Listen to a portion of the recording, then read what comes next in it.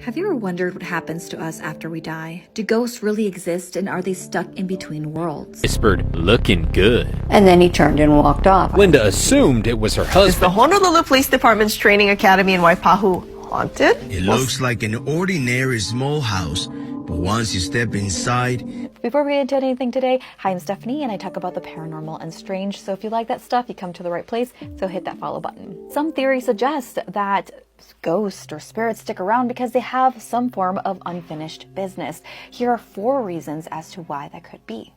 Number 1 is the idea that there are spirits who have created such a close-knit bond with this earth plane, with attachments to the physical plane.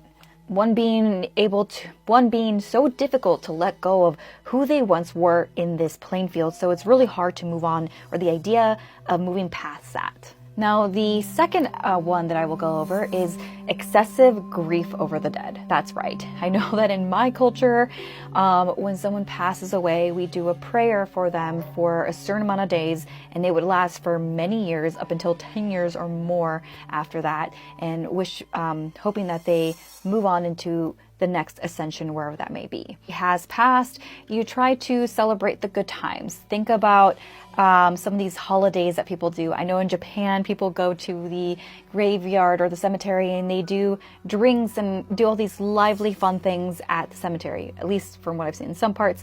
I know also in El Salvador, we've done also our own version of Day of the Dead, and we've done things where we decorate and clean up the tombstones and just think about the good times. And that's really the idea, is just wishing them well and wishing them, you know, excitement or joy, if that makes sense. Like, obviously don't cheer on, but, you know, don't also give excessive grief, if that makes sense.